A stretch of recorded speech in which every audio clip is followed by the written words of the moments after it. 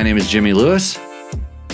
And this is Jim Bartell. And this is the Better Rider Podcast. This is the podcast where we try to help you become a better rider.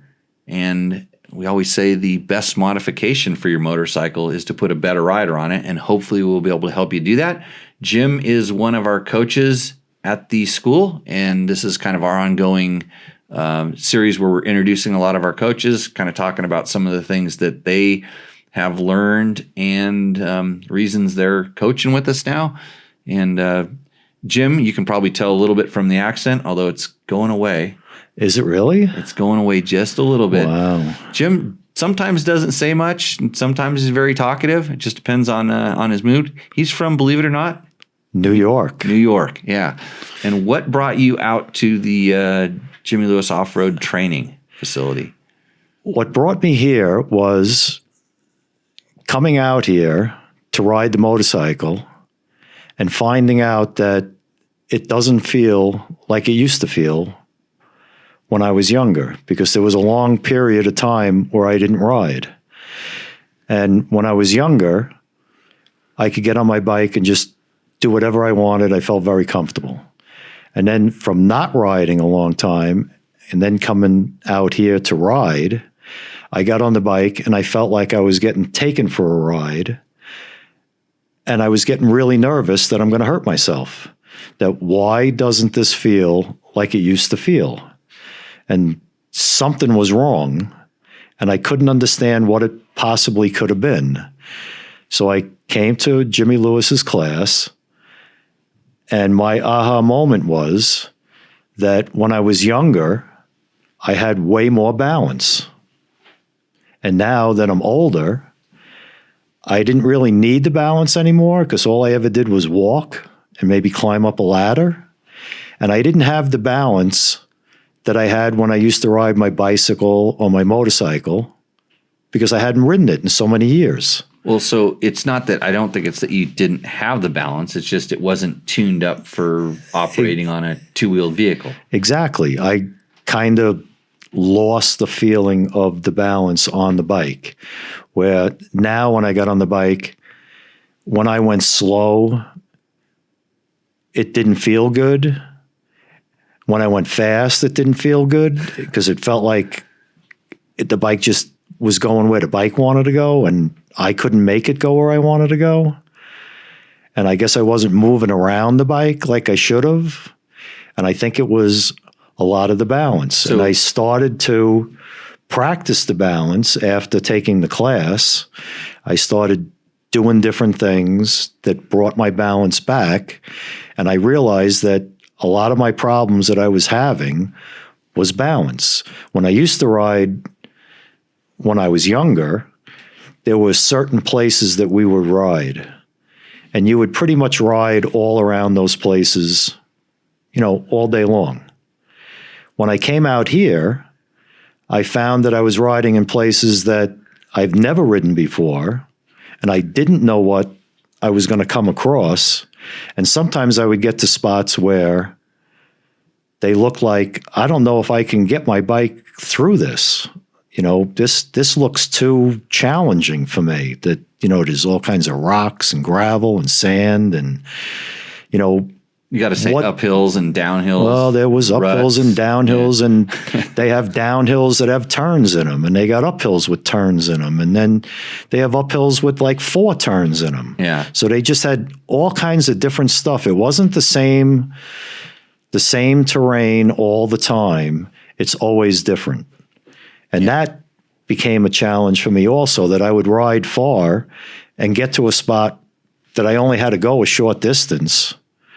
But I didn't know if I could get through that short distance, and like there must be some kind of magic that I'm missing.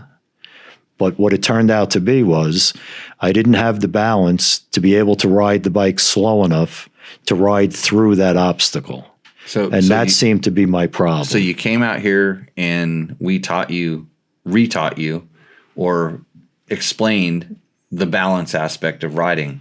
And that was the thing that I didn't have that I used to have.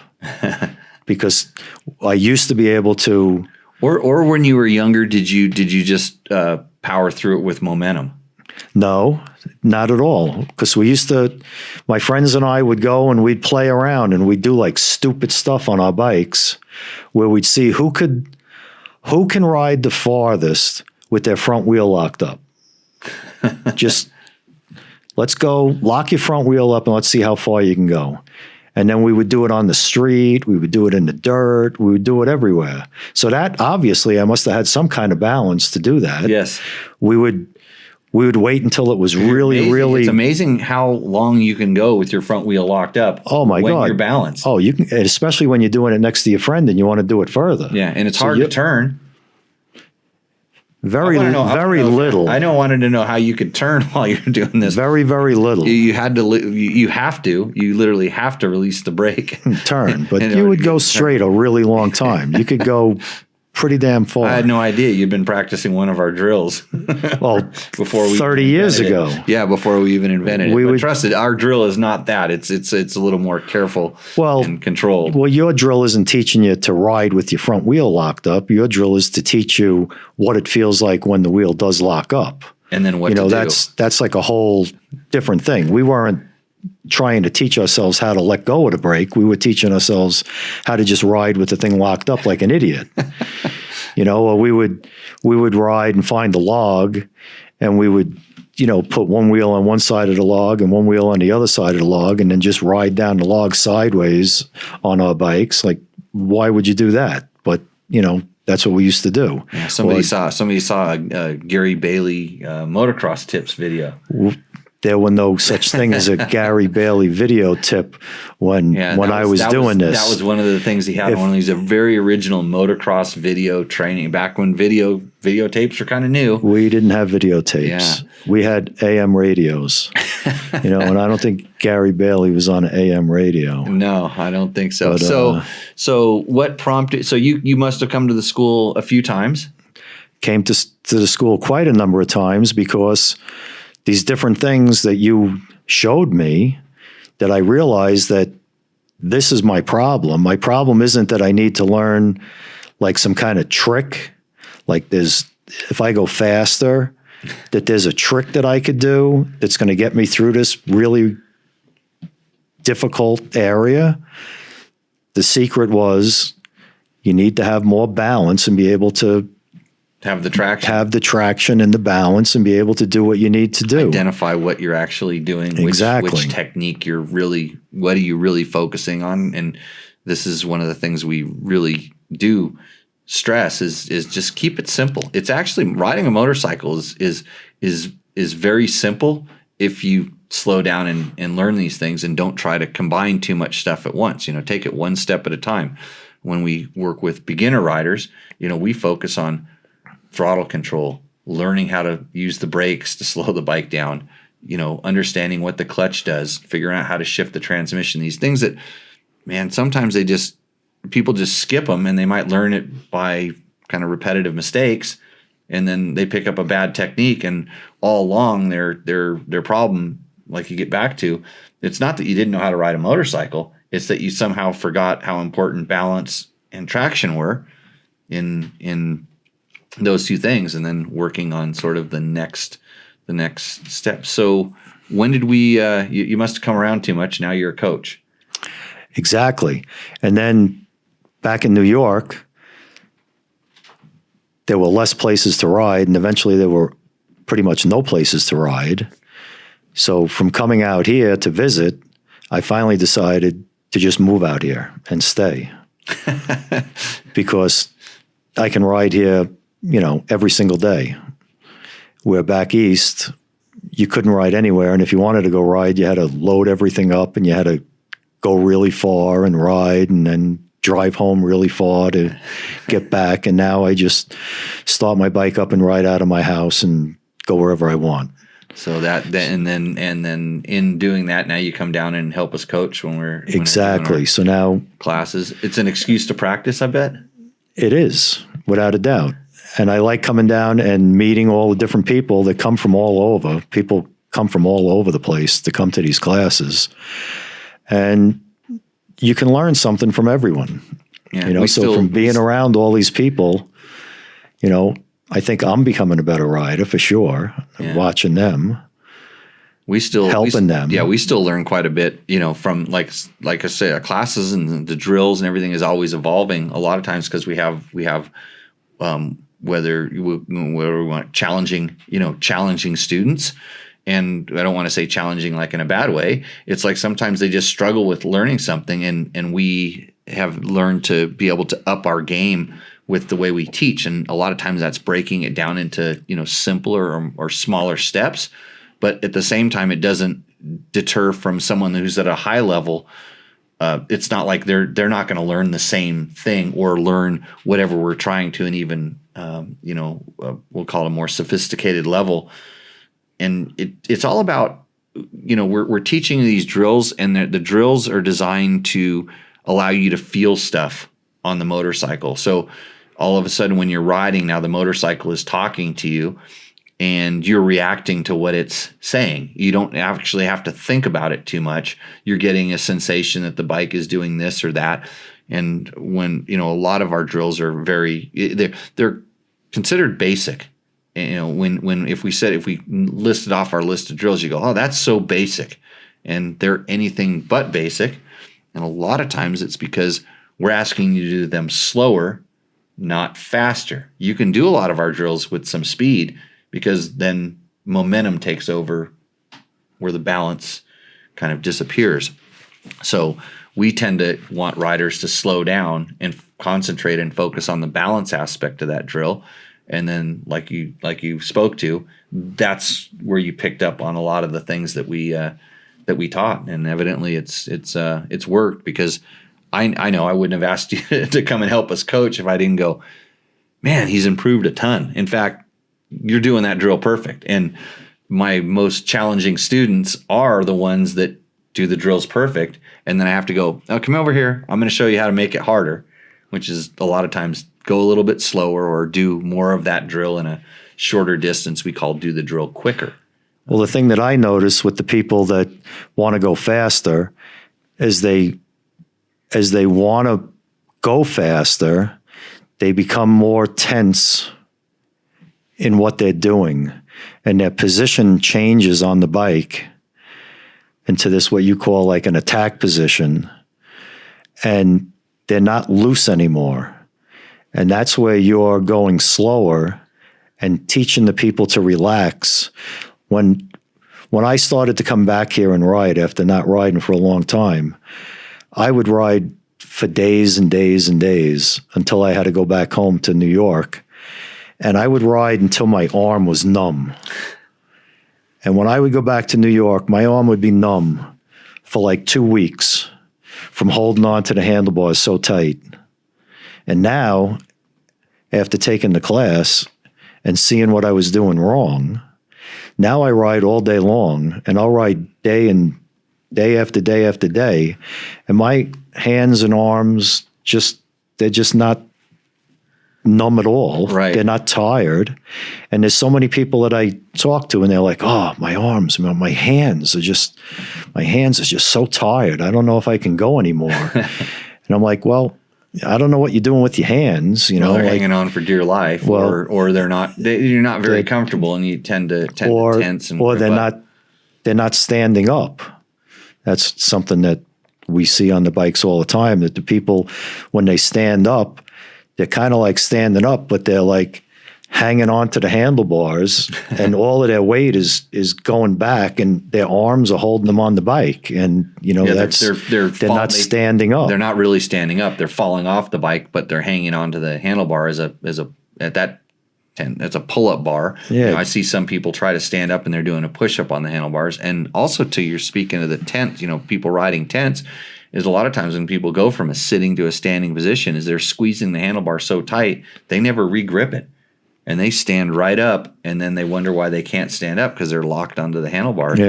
Yeah. Their wrists just won't turn high enough for them to stand up. So their arms are like straight back, but they're way up in the air, and they're like in this weird position. Their arms are level. They can't stand up because they're they're just getting so tired because that's not how you stand And up. most coaches go, hey, just get your elbows up. And they ignore the real problem. That's really not the problem. The problem is that you need to stand up on your motorcycle and be comfortable standing up on it. And and the be able to comfort, stand all day long. Yeah, getting back to the comfort, the same discomfort, and this is why we do our drills all go slow, because it focuses around balance. The same discomfort that you feel while you're going too slow, you start slowing down, you start feeling like you're going to tip over. You lose your balance and you're going to tip over. Well, I hate to explain it this way because it's true. That same feeling you should have when you start going too fast. You're not going to tip over. You're going to do a big crash. You're going to lose your balance because you lost your traction. And balance and traction, we always say, go hand in hand. And so something goes wrong when you're going really fast. If you're out of balance when that happens and it's been masked by all this momentum, bad things are going to happen. You learn your balance by going very, very slow. Look at trials riders. These guys are doing amazing things on motorcycles from dead standstills and stops. And this is focused around balance. And if you kind of leave that out, you don't respect the technique and the skill that is so critical to everything else you're doing. And I know guys that are really good riders that ride really fast that can't ride slow. And they also can't ride much faster than what they're doing because they've given away there's still some more. There's some balance and stuff. And, learning how to, again, get comfortable, loosen up when you're riding faster will allow the bike to talk to you, and you'll start feeling what the bike's going to do. It doesn't make sense to a novice rider, and it's very hard to explain. You have to have a lot of confidence to be able to explain and teach this way. And we've been doing it for a long time, so that's sort of where we're at with it. I don't see it changing. I don't see a better method coming along anytime soon. You got to be relaxed.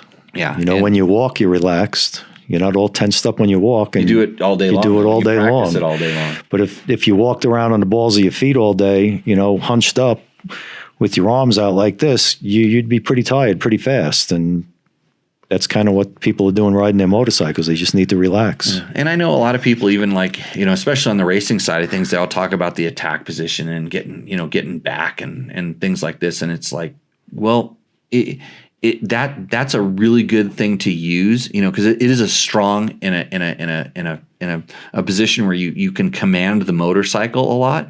But why not do the exact same thing without using those muscles and with more finesse and save that for when you need it? Yeah, and then that's your go-to. So when stuff starts going, if you've already given up those muscles in that riding position, you're braced on the bike, and then something goes wrong, you can't do that to stop the problem. Now the problem is well on its way, and you're along for the ride.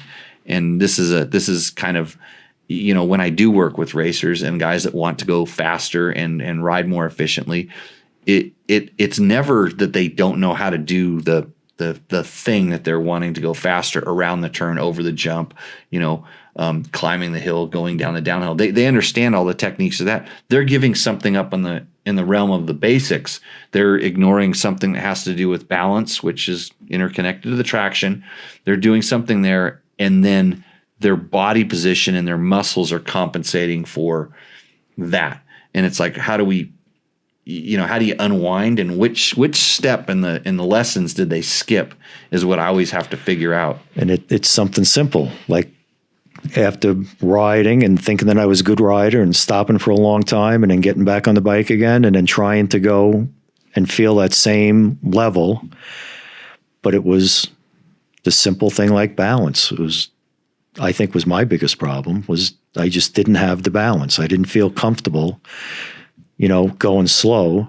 So when I was going faster and things went wrong, I wasn't able to move around on the bike and feel that balance that I needed, where going slower and feeling the balance and being able to move around, that's where I needed to practice and be able to do that. And it's interesting how when I talk slower is where I could practice it, not faster. When I talk to riders that have done other training or they've been riding for a long time, and it's amazing how little balance comes into the equation, how little, and it's I think people are starting to figure this out, and I've done so many demos and just, and explain this, and it's when it doesn't take long. We've had a lot of coaches of other schools come to this class to figure out what we're doing, and try to incorporate that in whatever way, shape, or form.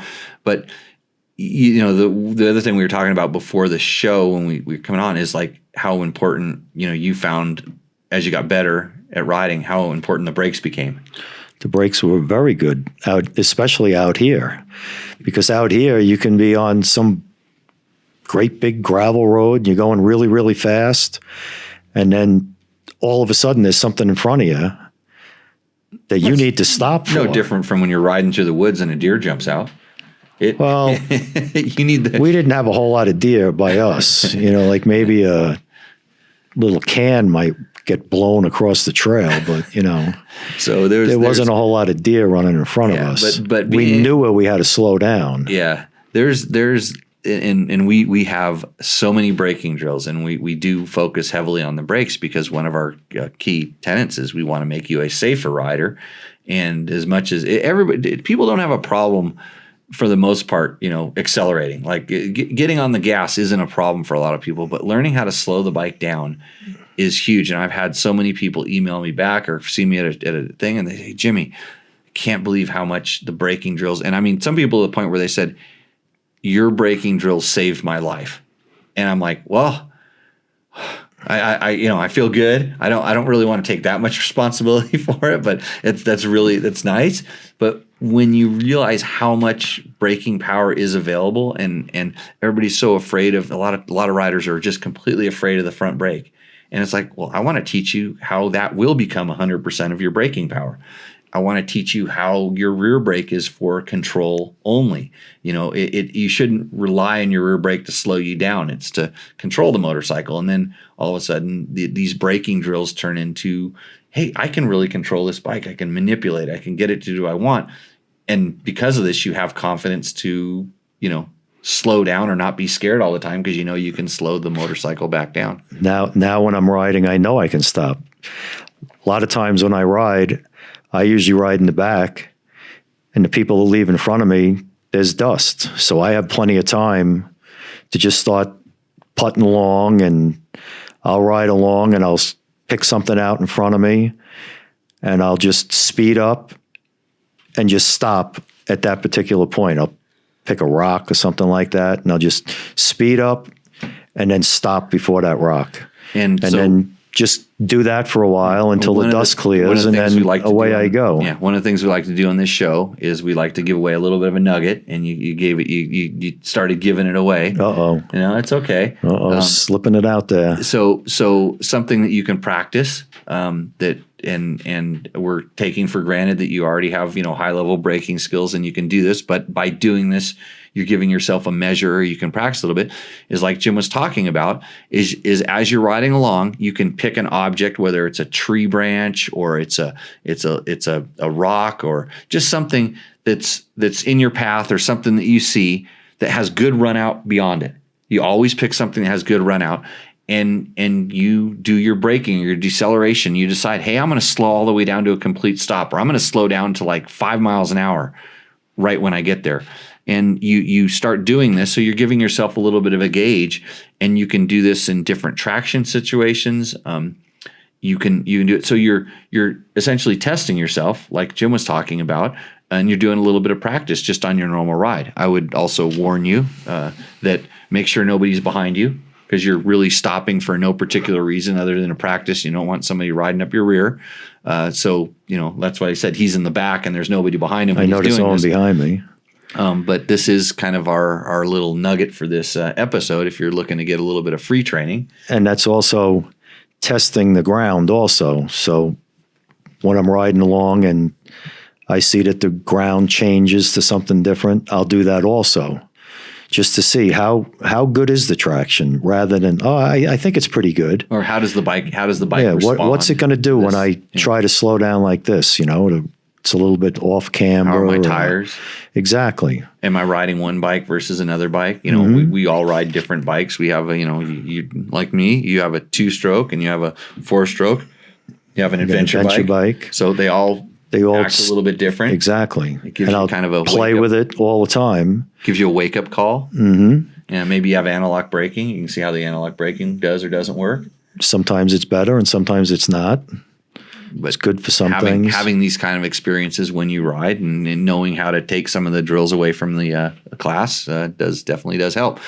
So pretty soon we're going to have our entire curriculum up in on video form, so you can take these classes. You'll essentially get video classes. We are getting our online coaching up and running. So as well as taking the video classes, you could submit videos back to us and get some good coaching from coaches like Jim and George, Matt, Logan, the whole crew out here.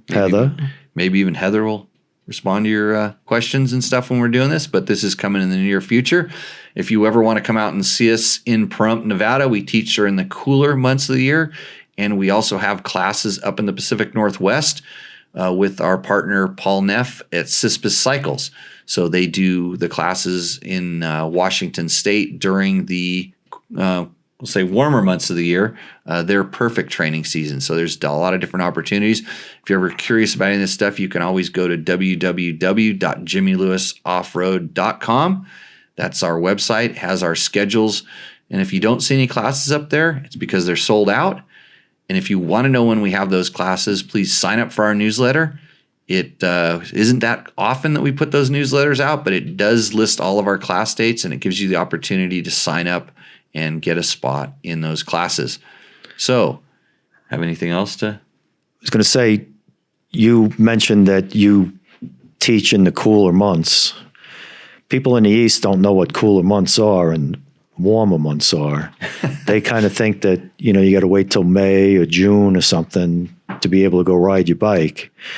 And it's starting to get, well, this is going to be the last class, right? Yeah. What month is this? So we're in April. And we sometimes we have a May class, but it's generally too hot out here to ride by that. So when we say cooler months of the year, we start up in October and we go till May. And it just shocks people, like you said, from the north or from back east. November, December, January, February, like awesome times to ride the motorcycle. Yeah, it's a little chilly in the morning, but once that sun comes up, it's perfect riding weather. Actually, it's better training weather than it will be tomorrow because it's going to be nice and cool all day and you can wear your jacket and be happy. Tomorrow, we're going to be wishing there was a lake nearby. Oh, there's a dry lake. And tomorrow, it's not even going to be really hot. No. It's going to be in the 70s. Yeah, so kind of consider that in your travel plans. We do have rental bikes. It's real easy to fly into Vegas most of the time and hop a rental car and come out and spend a couple of days out here. This is what I used to do. I used to fly out here, rent a bike, ride, take the class, ride around some more. If you're in the East and it's cold and it's rainy and it's snowing, jump on the plane, fly out here. Come to Vegas, spend a day there if you want. Come out here, ride your motorcycle, go back. You'll be a happy guy for a couple of months until the snow goes away. Yeah. So with that, we're going to wrap this episode up. And again, thanks for joining us, and we'll see you out on the trail. Cheers.